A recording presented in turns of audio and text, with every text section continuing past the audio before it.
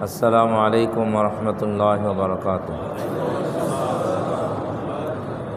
الحمد لله كفى وسلام على عباده الذين اصطفى. أما بعد فقد قال الله تعالى في كلامه المجيد وفرقانه الحميد: أعوذ بالله من الشيطان الرجيم. بسم الله الرحمن الرحيم. ولا تقف ما ليس لك به علم إن السمع والبصر والفؤاد كل أولئك كان عنه مسؤولا. وقال تعالى: ما يلفظ من قول إلا لديه رقيب عتيد. وقال رسول الله صلى الله عليه وسلم: كفى بالمرء كذبا أن يحدث بكل ما سمع، أو كما قال عليه الصلاة والسلام. محترم মুসল্লিয়ান কিরাম, সমস্ত প্রশংসা আল্লাহ সুবহানাহু ওয়া তাআলার জন্য, যিনি আমাদেরকে আমাদের মনের ভাব প্রকাশ করার জন্য কথা বলার শক্তি দান করেছেন। সেই মহান আল্লাহ তাআলার দরবারে কালেমাতু শুকর আদায় করি, সকলেই পড়ি আলহামদুলিল্লাহ। অতঃপর অসংখ্য দরুদ ও সালাম অনন্তকাল পর্যন্ত বর্ষিত হোক সেই মহান রাসূলের উপর। কোন কথা বলা যাবে, কোন কথা বলা যাবে না, কোন কথা শোনা যাবে, কোন কথা শোনা যাবে না, কোনটা পরিকল্পনা করা যাবে, পরিকল্পনা করা যাবে না, এ বিষয়ে যে রাসূল বিশদ ব্যাখ্যা দান করেছেন, সেই রাসূলের শানে দরুদ ও সালাম পাঠ করি, সকলেই পড়ি সাল্লাল্লাহু আলাইহি ওয়াসাল্লাম।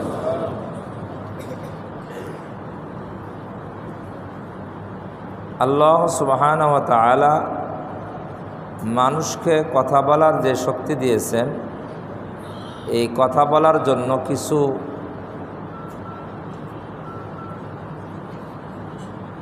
উপকরণ দিয়েছেন, যেই উপকরণের মাধ্যমে মানুষ কি বলে, কথা বলে। উপকরণগুলো কি কি কি উপকরণ? জিহ্বা, ঠোঁট, দাঁত। দাঁত ছাড়াও কথা হয়। ওই ছোট জিহ্বা একটা আছে না, কণ্ঠনালী, কণ্ঠনালী। এই সবগুলা উপকরণের মাধ্যমে আল্লাহ তাআলা মানুষের দ্বারাই কথা বলান। কিন্তু কোরআন হাদিস প্রমাণ করে এই উপকরণ ছাড়াও আল্লাহ তাআলা কথা বলাইতে পারেন। উপকরণ ছাড়াও আল্লাহ তাআলা কথা বলাইতে পারেন, শুধু না কথা বলাবেন উপকরণ ছাড়া। আবার উপকরণ আছে, তারপরও কথা বলে না। কথা বোঝেন নাই? অনেকে বোবা আছে না? জিহ্বা আছে না নাই? কণ্ঠনালী আছে না নাই? ছোট জিহ্বা আছে না নাই? তারপর ঠোঁট আছে না নাই? কথা বলে। উপকরণ তো সব আছে, তারপর কথা বলে না। উপকরণ দিয়েও আল্লাহ কথা বলান, উপকরণ ছাড়াও কথা বলাবেন। আবার উপকরণ আছে, কথা বলতে পারে না। তাহলে মূলত অর্থ দাঁড়ায়, কথা উপকরণে বলায় না, বলায় কে? কথা কি এবার ক্লিয়ার? উপকরণে কথা বলায় না, বলায় কে?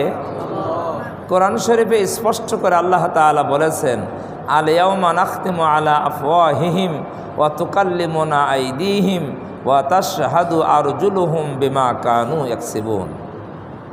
আল্লাহ তাআলা বলেন, সেই দিন তথা কিয়ামতের দিন আমি কিছু মানুষের মুখে মোহর মেরে দিব। মুখ কী করে দেওয়া হবে? ঠোঁট বন্ধ করে দেওয়া হবে।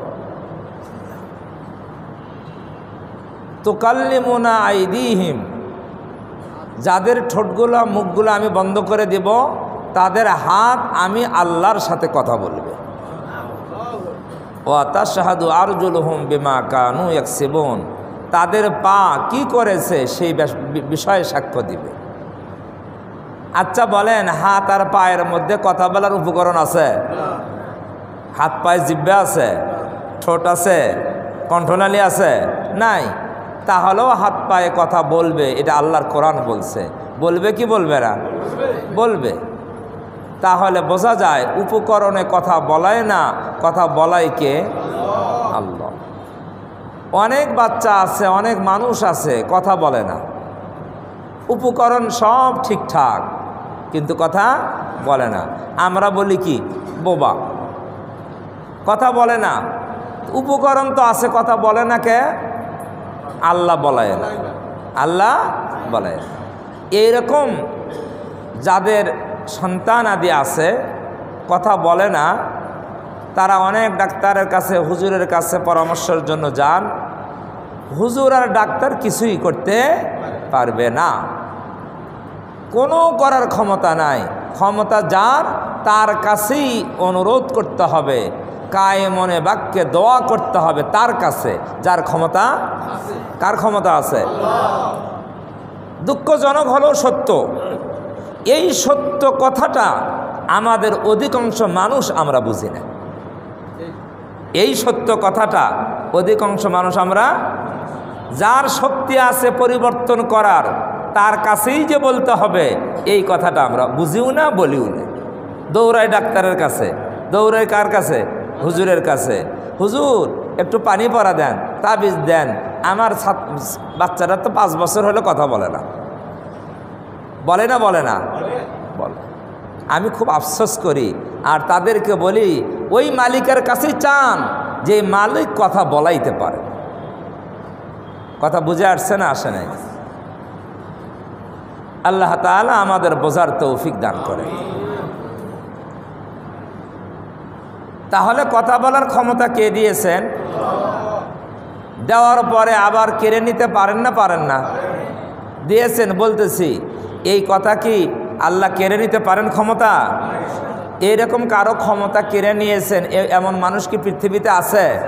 না নাই? জবান বন্ধ হয়ে গেছে, আর কথা বলে না। এ যাবৎ বলতো, আর বলে না। তাহলে আমার আপনার আল্লাহ না করুন, আল্লাহ না করুন, যে কোনো মুহূর্তে আমাদের কথাও আল্লাহ বন্ধ করে দিতে পারেন। এই জন্য আল্লাহর কাছে পানা চাই, আল্লাহ যেন মৃত্যু পর্যন্ত আমাদের জবানকে জারি রাখে। মৃত্যুর সময় যেমন আমাদের জবানে জারি হয় লা ইলাহা ইল্লাল্লাহ মুহাম্মাদুর রাসূলুল্লাহ। এই ঈমানের কালেমা আমরা যেন পড়তে পড়তে মৃত্যুবরণ করতে পারি, এটাই আল্লাহর কাছে আমাদের আশা। এই আশা হওয়া দরকার আছে না নাই? আল্লাহ তাআলা কথা বলার ক্ষমতা দিয়েছেন, এই বলে যা ইচ্ছা তাই বলবো, যা ইচ্ছা তাই বলবো। এটাকে আল্লাহর অনুমোদন আছে? না।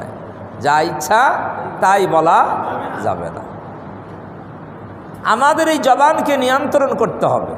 কি করতে হবে? নিয়ন্ত্রণ করতে হবে। যা ইচ্ছা তাই বলা যাবে না।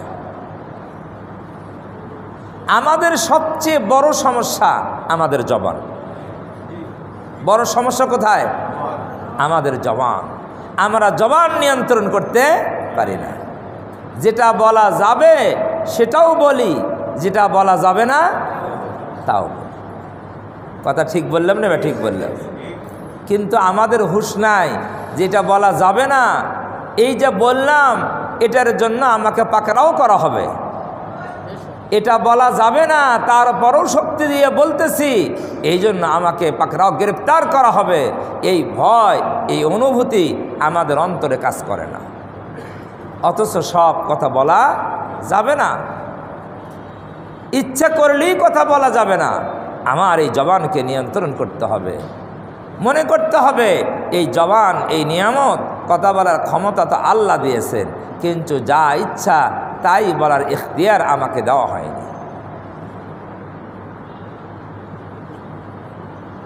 আমাদের জবানের যদি হেফাজত হয়ে যায়, জবান যদি নিয়ন্ত্রণ হয়, আমরা যদি যা ইচ্ছা তা না বলে যেই কথা বলা যাবে, যতটুকু বলা যাবে অতটুকুর মধ্যেই সীমিত রাখি, তাহলে অনেক দ্বন্দ্ব থেকে আমরা বেঁচে যাব।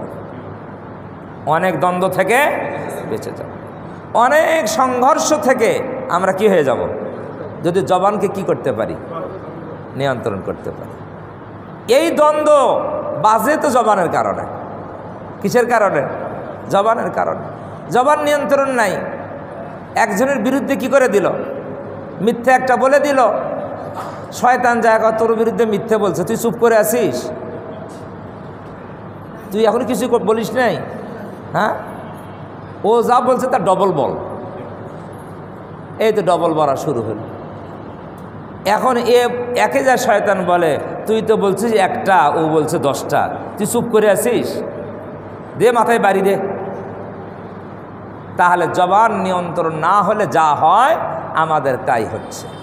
এই জন্য আল্লাহ আমাদের জবানকে নিয়ন্ত্রণ করার জন্য একটা হুঁশিয়ারি দিয়েছেন। কি দিয়েছেন? সূরা কফের মধ্যে আল্লাহ বলেন, মা ইয়ালফিযু মিন কওলিন ইল্লা লাদাইহি রাকীবুন আতীদ। ও মানুষ, তোমরা জবানে যে কথাই উচ্চারণ করো, যে কথাই তোমরা উচ্চারণ করো, এইটা সংরক্ষণের জন্য তোমাদের কাছে একজন সংরক্ষণকারী ফেরেশতা রয়েছে। প্রত্যেক মানুষের কাছে, প্রত্যেক মানুষের সাথে আমাদের জবানের কথা সংরক্ষণ করার জন্য, রেকর্ড করার জন্য, হেফাজত করার জন্য সংরক্ষণকারী কি আছে? ফেরেশতা আছে। যেটা ভালো বলি ওটাও সংরক্ষণ, যেটা মন্দ বলি, যেটা মিথ্যা বলি, যেটা গীবত বলি, যেটা বানোয়াট বলি, না জেনেই বলি, শুনে শুনেই বলি, আছে না নাই? এরা সব সংরক্ষিত হচ্ছে। সংরক্ষণ কেন হচ্ছে জানেন? এই রেকর্ড কিয়ামতের দিন ছেড়ে দেওয়া হবে আমাদের সামনে। রেকর্ড কি করা হবে? ছেড়ে দেওয়া হবে। এটা কেন বলছো? এই মিথ্যা কথা কেন বলছো? তখন আর আমাদের উত্তর থাকবে না। এই জন্য জবানকে হেফাজত করার জন্য আল্লাহ সাবধান বাণী কোরআনে নাজিল করেছে, জবানের হেফাজত করো। পরিবারে বলেন, সমাজে বলেন, রাষ্ট্রে বলেন, আন্তর্জাতিক পর্যায়ে বলেন, এই জবানের নিয়ন্ত্রণ না থাকার কারণেই আমাদের এত বিশৃঙ্খলা।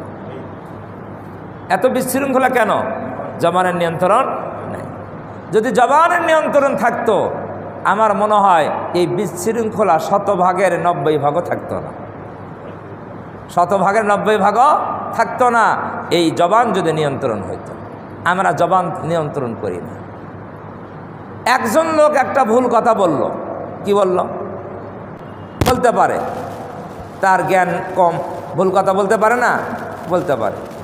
আরেকজন বলল, এই কথা বলছে, একে জুতো পিটা করা দরকার, বলে দিল, বলে না? তাহলে সে একটা ভুল করতে পারে, তাহলে যিনি জুতো পিটা কথা বলল তিনি কি ভুল করলো না? না করলো না? আমি তো মনে করি তার ভুলটা আরো বড় ভুল। আরো কি? আরো বড়। কোরআন শরীফে বলা হয়েছে, ওয়ালা তাজিরু ওয়াজিরাতুন বিজরা উখরা। একজনের বোঝা আরেকজনের উপরে চাপায়ে দেওয়া হবে না। আমার গুনাহ আপনার উপরে চাপায়ে দেওয়া হবে না, আপনার গুনাহ আমার উপরে কি দেওয়া হবে না, চাপায়ে দেওয়া হবে না। যার গুনাহ তার উপরেই করতে হবে। কথা বুঝে আসছে না? আসে না? এই জন্য কেউ ভুল করলে আমিও যদি তাকে হেদায়েত করতে চাই, তাহলে আমি যদি তাকে সাবধান করতে চাই, তাহলে তার সম্মান বজায় রেখেই কথা বলা দরকার। মুসা আলাইহিসসালাতু ওয়াসসালাম, হারুন আলাইহিসসালাতু ওয়াসসালাম জলিলুল কদর দুইজন নবী ছিলেন। ওই জামানায় সবচেয়ে বড় আল্লাহর নাফরমান কে ছিল? সবচেয়ে বড় নাফরমান আল্লাহর দুশ্মন ফেরাউন। কাফের না? সে নিজেকে খোদা দাবি করেছিল, আল্লাহ দাবি করেছিল। এর চেয়ে বড় নাফরমান আর হতে পারে? এত বড় নাফরমানের নিকটে আল্লাহ তাআলা জামানার শ্রেষ্ঠ দুইজন পয়গম্বরকে পাঠাইছেন, হেদায়েত দিয়ে, ও মুসা হারুন ফেরাউনের কাছে যাও ইসলামের দাওয়াত নিয়ে, তবে তার সম্মান বজায় রেখে তার সাথে নম্রভাবে কথা বলবে। কল্পনাই করা যায় না, তার সম্মান বজায় রেখে ওয়াকুলা লাহু কওলাল লাইয়িনা, কোরআন শরীফে আসছে, তোমরা তার সাথে কথা বলো, নম্র কথা বলো। নম্র কথা বলা কি তার সম্মান বজায় রেখে না? এখন বলি, আমরা যাদের বিরুদ্ধে কথা বলি ভালো করে বুঝবেন, হয়তো সে আলেম, হয়তো সে ভুল করছে, তাহলে তার প্রতিবাদ করতে হলে আমাদের কি নম্র হয়ে বলা দরকার না উগ্র হয়ে? হ্যাঁ, এইটা খেয়াল করতে হবে। আমি যার বিরুদ্ধে কথা বলতেছি, যাকে সংশোধন করার জন্য, ওই ব্যক্তি ফেরাউনের চেয়ে খারাপ নয়, ঠিক কিনা? ফেরাউনের চেয়ে খারাপ। আবার আমি যে তার বিরুদ্ধে বলতেছি, আমি মুসার চেয়ে শ্রেষ্ঠ না, ঠিক না? ঠিক। আমরা কি কেউ মুসা নবীর চেয়ে শ্রেষ্ঠ? আর আমাদের জামানায় যারা আছে গুনাহগার, তারা ফেরাউনের চেয়ে নিকৃষ্ট? তাহলে আমাদেরকে বুঝতে হবে আমাদের কথা কিভাবে বলতে হবে। আল্লাহ তাআলা বোঝার তৌফিক দান করেন।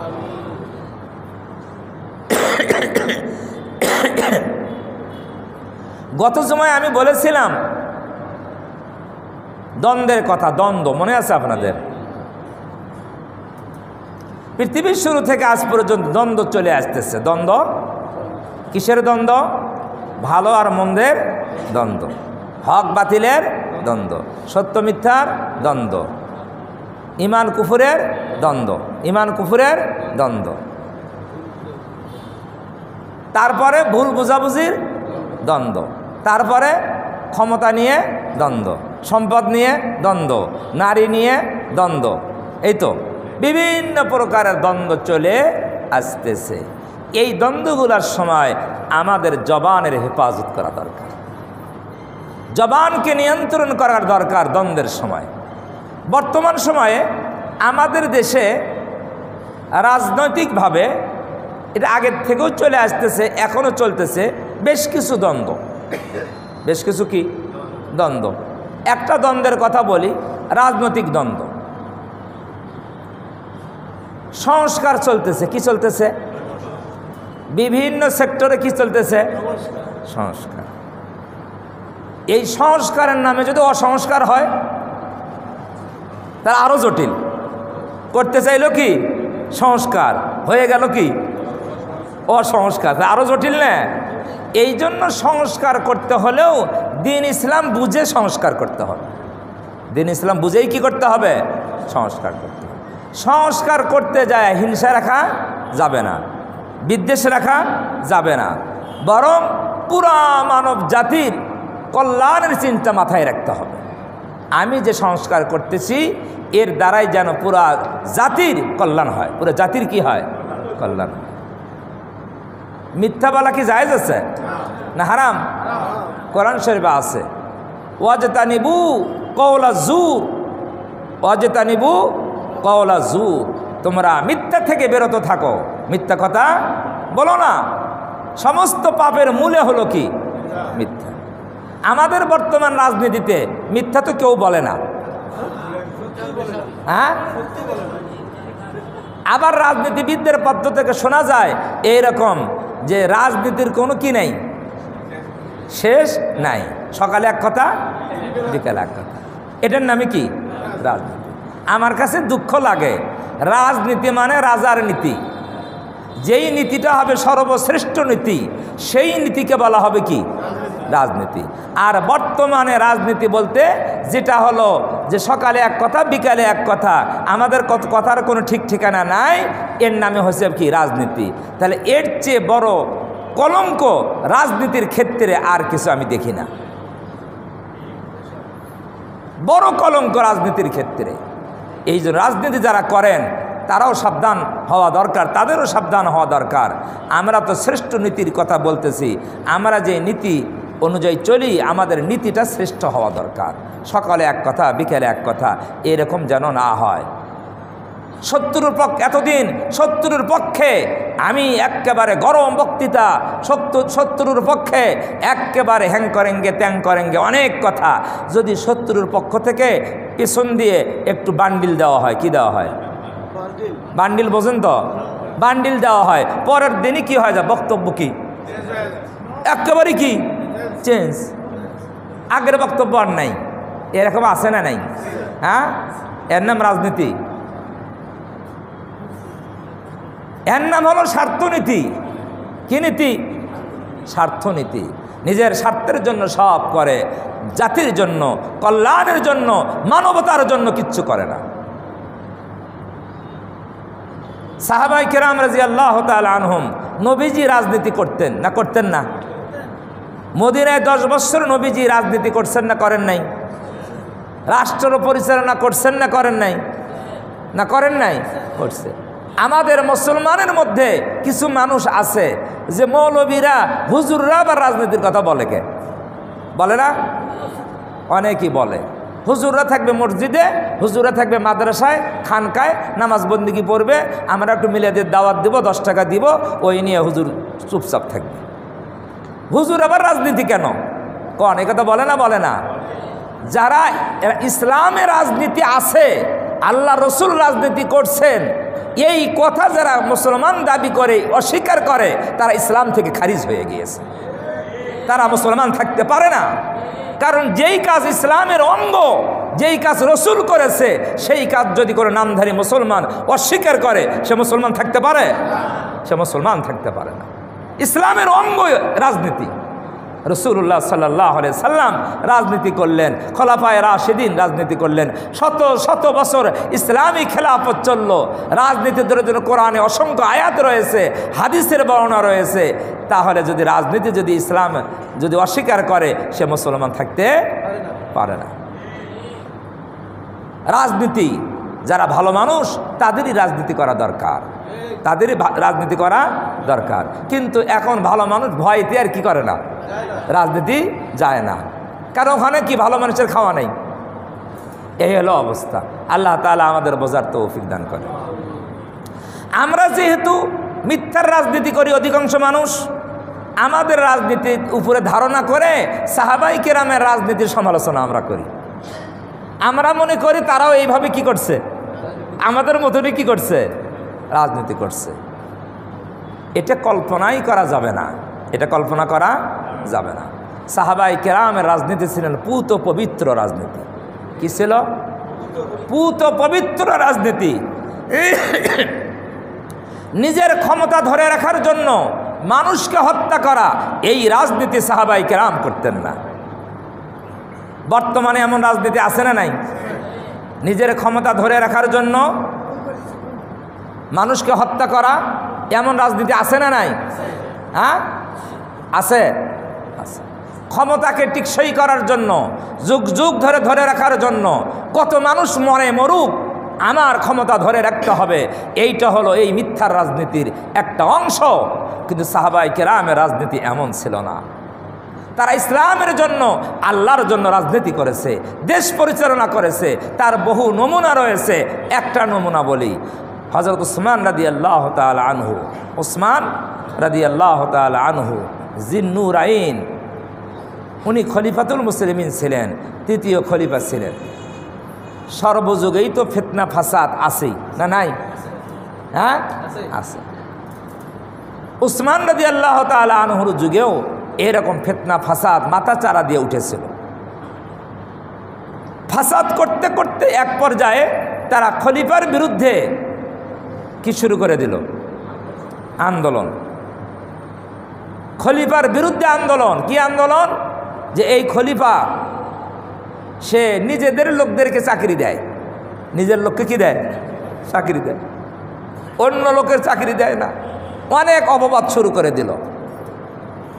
একটা কথা মনে রাখতে হবে, কোনো রাষ্ট্রপ্রধান যদি নিজের কোনো জ্ঞাতি গোষ্ঠীকে চাকরি দেয়, এটা জায়েজ আছে না নাই? হ্যাঁ, ঢালাও বলা যাবে না, জায়েজ আছে শর্ত সাপেক্ষে। কি? যোগ্যতার ভিত্তিতে। জায়েজ কি? যোগ্যতার ভিত্তিতে। 10 জন প্রার্থী, 4 জনের চাকরি হবে। এখন 4 জনের মধ্যে দেখা গেল 3 জন যেই চাকরিদাতা সরকার তার গোষ্ঠীর লোক, আর 1 জন অন্য গোষ্ঠীর লোক, কিন্তু এই 4 জন তারা যোগ্যতায় টিকছে। কিসে টিকছে? যোগ্যতায় টিকছে। যোগ্যতায় টিকলে তার চাকরি দেওয়া উচিত কে উচিত না? এখন কি চাকরিটা দিল নিজের গোষ্ঠীর লোক হওয়ার কারণে, আত্মীয় হওয়ার কারণে, না যোগ্যতার ভিত্তিতে? কিন্তু যারা চাকরি পেল না তারা এখন অপবাদ শুরু করে দিল, দেখছো কারবার? এই যে সরকার ওই 3 জনকে চাকরি দিছে তার দলের লোক হওয়ার কারণে, তার জ্ঞাতি গোষ্ঠী হওয়ার কারণে। তাহলে এই সমালোচনা কি বৈধ না অবৈধ? সাহাবায়ে কেরাম রাদিয়াল্লাহু তাআলা আনহুম, এখন আপনি বলবেন তারা যে যোগ্যতার ভিত্তিতে চাকরি দিয়েছেন এর গ্যারান্টি কি? প্রশ্ন করতে পারেন। যেহেতু আমাদের গ্যারান্টি এরকম নাই, তো তাদের গ্যারান্টি কি? আমি বলবো তাদের গ্যারান্টি দিয়েছে স্বয়ং আল্লাহ। কে দিয়েছেন? স্বয়ং আল্লাহ গ্যারান্টি দিয়েছেন, স্বয়ং রসুল গ্যারান্টি দিয়েছেন। সাহাবায়ে কেরাম সত্যের উপরে প্রতিষ্ঠিত। কিসের উপরে? তাহলে যারা সত্যের উপরে প্রতিষ্ঠিত, এই গ্যারান্টি আল্লাহ দিলেন, রসুল দিলেন, তাহলে তাদের বিরুদ্ধে আমরা কথা বলা মানে আল্লাহর বিরুদ্ধে, রসুলের বিরুদ্ধে কথা বলা। কথা বুঝে আসছে না? আসে নাই? এখন আসেন সাহাবায়ে কেরাম রাদিয়াল্লাহু তাআলা আনহুমের মধ্যে ওসমান গনি রাদিয়াল্লাহু তাআলা আনহু ছোট মাপের সাহাবী না বড়? আশারায়ে মুবাশশারা 10 জনের 3য় নম্বরে। কত নম্বরে? নবীজির 2 কন্যায় পরপর বিবাহ করেছেন। এত মর্যাদাশালী ব্যক্তি, তাহলে এত মর্যাদাশালী একজন সাহাবী, তাহলে তার বিরুদ্ধে এই প্রচার চালানো, প্রতিবাদ করা, এটা কত বড় অন্যায়? অন্যায় না? অন্যায় নয়? অন্যায়। এই অন্যায় করে একদল মানুষ তারা কি করলো? বিপ্লব শুরু করে দিল। কি শুরু করলো? বিপ্লব হয় তো যুগে যুগে। বিপ্লব বোঝেন না? হ্যাঁ, আন্দোলন, সরকার খেদাও আন্দোলন যুগে যুগে হয়েছে। এই আন্দোলন তারা শুরু করলো ওসমান রাদিয়াল্লাহু তাআলা আনহুর বিরুদ্ধে, যার পক্ষে আল্লাহর কোরআন কথা বলে, যার পক্ষে নবীর হাদিস কথা বলে, যিনি জান্নাতি ব্যক্তি, এমন ব্যক্তির বিরুদ্ধে এই ষড়যন্ত্র করে আন্দোলন শুরু হলো। ওসমান রাদিয়াল্লাহু তাআলা আনহু জান্নাতের সুসংবাদ প্রাপ্ত, উনি জানতেন না? জানতেন? জানতেন। এখন ওনার কি দায়িত্ব ছিল? যে যারা এই বিদ্রোহ করতেছে, এই বিদ্রোহী যারা, এদেরকে কি করা? দমন করা উচিত ছিল না? উনি তো হকের উপরে ছিল, হকের উপরে ছিল, ভালো করে বুঝবেন, ন্যায়ের উপরে ছিল, সত্যের উপরে ছিল, হকের উপরে ছিল, জান্নাতি সাহাবী। তাহলে ওনার উচিত ছিল এই বিদ্রোহীদেরকে কি করা? দমন করা। আর বিদ্রোহীদেরকে দমন করার ক্ষমতাও তার ছিল, ক্ষমতাও তার ছিল।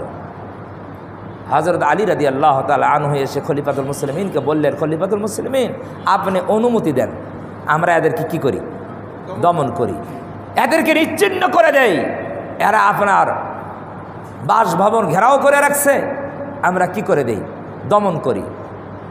খলিফাতুল মুসলিমিন ওসমান গনি রাদিয়াল্লাহু তাআলা আনহু উনি অনুমতি দেন, অনুমতি দেন নাই, কয় যে না, এদের দমন করার দরকার নাই। এখন হলো প্রশ্ন, সামনে নিশ্চিত বোঝা যাচ্ছে এরা যেভাবে আমাকে বন্দি করে রাখছে, অবরোধ করে রাখছে, পানি খানা বন্ধ করে দিয়েছে, নিশ্চিত আমি দ্রুত অল্পক্ষণের মধ্যেই আমি শাহাদত বরণ করব। এটা বুঝতেছে না? না বোঝে না?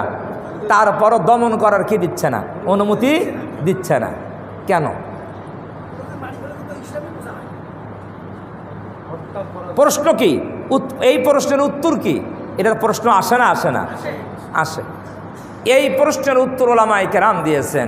ওসমান রাদিয়াল্লাহু তাআলা আনহু তার এই খেলাফত টিকে রাখার জন্য অন্য মুসলমানকে হত্যা করবেন, দেশের লোককে হত্যা করবেন, এই কলঙ্ক ইসলামের ইতিহাসে লেখা হবে, এইটা উনি বরদাস্ত করেননি। যে আমি একজন মুসলিম খলিফা, আমার নির্দেশে শত শত মুসলমান নিহত হবে, শত শত মুসলমান নিহত হবে, এর হুকুমদাতা আমি হব, এটা আমি হতে পারি না।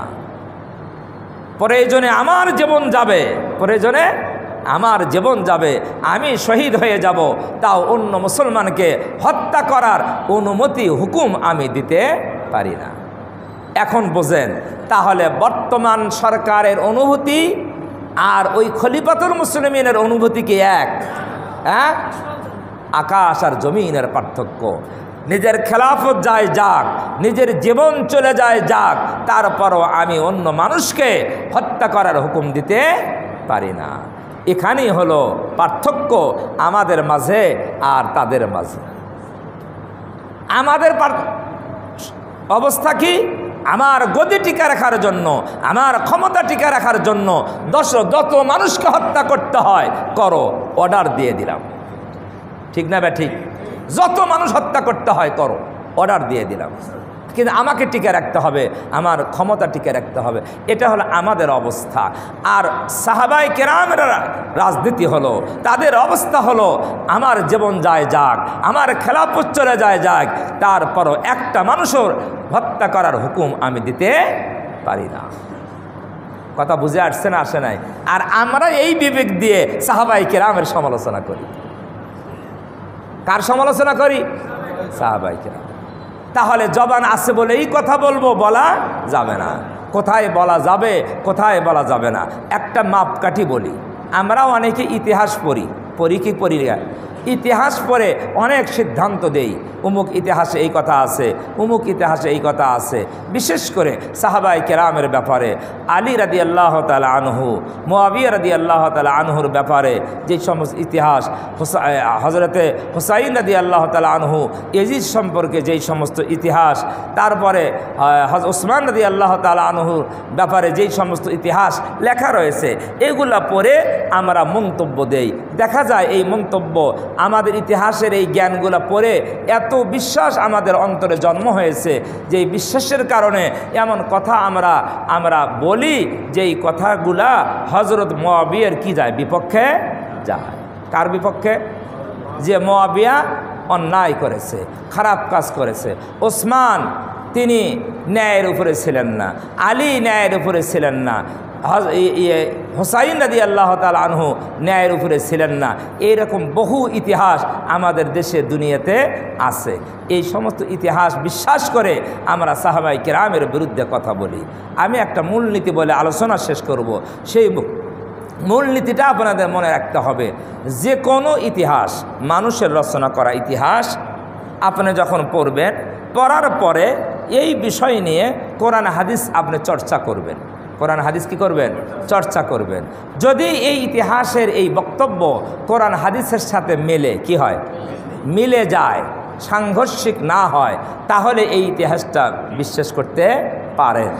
আর যদি আপনার ইতিহাস কোরআনের সাথে বা হাদিসের সাথে, কোনো হাদিস কোরআনের কোনো বক্তব্যের সাথে ইতিহাসের কোনো কথা যদি বিপক্ষে চলে যায়, ইতিহাস বলে একরকম, কোরআন হাদিস বলে আরেক রকম, বলেন আপনি এখন মুসলিম হিসাবে এখন কোরআন হাদিসের কথা মানবেন না ইতিহাসের কথা মানবেন?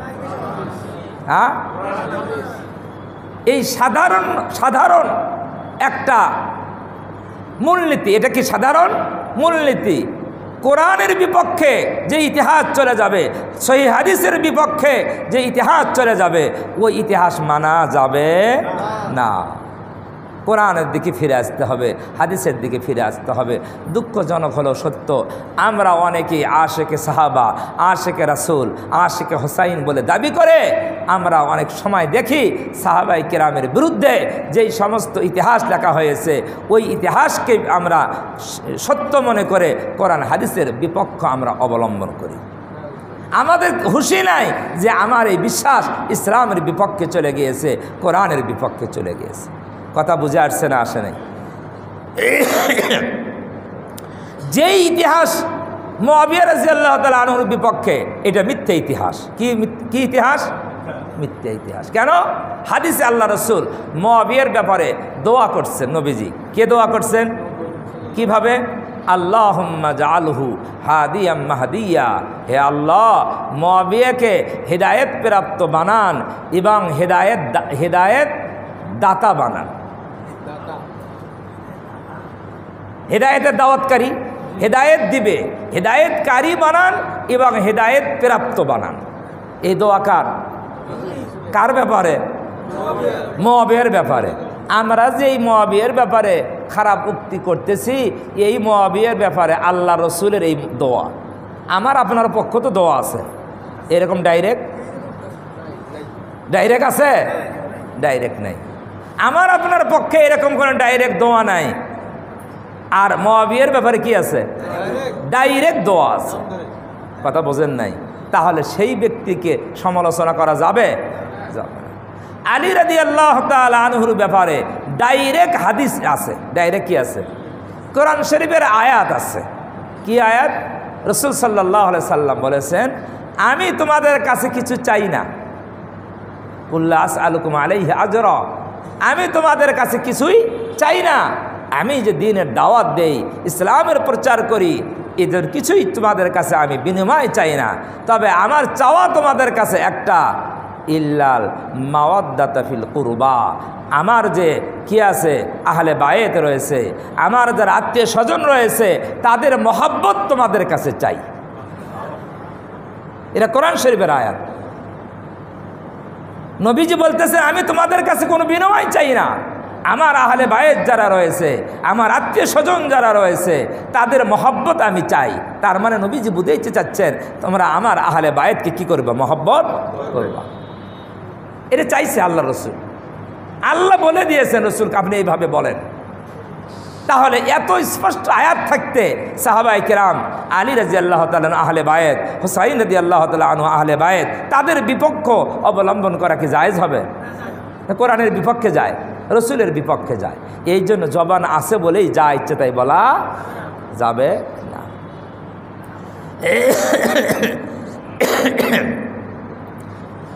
তাহলে আমরা স্পষ্ট হয়ে গেলাম, সাহাবায়ে কেরামের বিপক্ষে কোনো মন্তব্য দেওয়া যাবে না।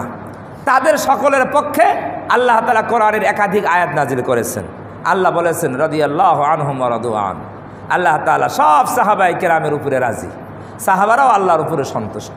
অতএব সাহাবাদের ব্যাপারে কোনো মন্তব্য দেওয়া যাবে না। 2, সাহাবাদের ব্যাপারে আল্লাহ বলেছেন পরবর্তী উম্মতকে, ফাইন আমানু বিমিসলি মা আমানতুম বিহি ফাকাদ ইহতাদাও, সাহাবীদের পরবর্তী মুসলমানেরা তোমরা তাদের ইমানের মতো ইমান আনো। কাদের ইমানের মতো? সাহাবীদের ইমানের মতো। ফাকাদ ইহতাদাও, তাহলে তোমরা হেদায়েত প্রাপ্ত হবা। সাহাবাদের ইমানের মতো ইমান না আনলে হেদায়েত নসিব হবে না। তাহলে সাহাবাদের শান কত উঁচা।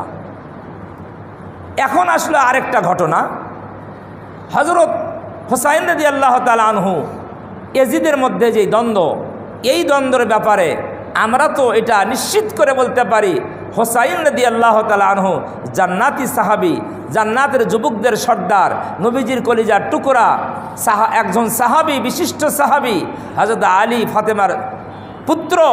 ইনি ওই যুগে ওনার জামানায় সমস্ত মুসলমানের মধ্যে সর্বশ্রেষ্ঠ ব্যক্তি ছিল হযরত হুসাইন রাদিয়াল্লাহু তাআলা। ওনার চেয়ে কোনো শ্রেষ্ঠ ব্যক্তি ওনার জামানায় ছিল না। সর্বশ্রেষ্ঠ ব্যক্তি, জান্নাতি ব্যক্তি, এই ব্যাপারে কোনো দ্বিমত নাই। এখন আসে ইয়াজিদের ব্যাপারে, ইয়াজিদ কি কাফের ছিল না মুসলমান ছিল? এই ব্যাপারে আমাদের মন্তব্য কি হবে? আমাদের কি রায় হবে? আমরা কি করব? এই ব্যাপারে মুসলমান স্কলাররা পূর্বে যুগের তারা বিভিন্ন দলে বিভক্ত হয়ে গিয়েছে, বিভিন্ন দলে বিভক্ত হয়ে গিয়েছে। কেউ বলছে ইয়াজিদ কাফের হয়ে গিয়েছে, কেউ ইয়াজিদ কি হয়েছে? কাফের হয়ে গিয়েছে। কেউ বলছে ইয়াজিদ রাদিয়াল্লাহু তাআলা আনহু, ইয়াজিদকে কি বলছে? হযরত ইয়াজিদ রাদিয়াল্লাহু তাআলা আনহু। শোনেন নাই আপনারা? ইউটিউবে দেখেন এগুলো। হযরত ইয়াজিদ রাদিয়াল্লাহু তাআলা আনহু, এটা কি বেশি মহব্বত না কম মহব্বতে বলছে? হ্যাঁ, বেশি মহব্বতে বলছে। আর একদল বলছে ইয়াজিদ মুসলমান ছিল, তবে ফাসেক ছিল। কি ছিল? ফাসেক মানে কি? গুনাহগার। ফাসেক মানে কি? গুনাহগার। না না, প্রতারক না, ফাসেক মানে গুনাহগার। ফিসকুন শব্দের অর্থ হলো গুনাহগার। তাহলে ইয়াজিদ মুসলমান ছিল, ইমান ছিল, তবে কি ছিল? গুনাহগার। তাহলে গুনাহগার মুসলিম। কি মুসলিম? গুনাহগার মুসলিম। এটাই এক দলের কথা। এই দলের উপরেই অধিকাংশ আহলে সুন্নাত ওয়াল জামাতের ওলামায়ে কেরাম এই মতের উপরে যে ইয়াজিদ কি ছিল? মুসলমান ছিল, তবে গুনাহগার ছিল। এই মতের উপরে অধিকাংশ আহলে সুন্নাত ওয়াল জামাতের ওলামায়ে কেরামের মত এই মতের উপরে।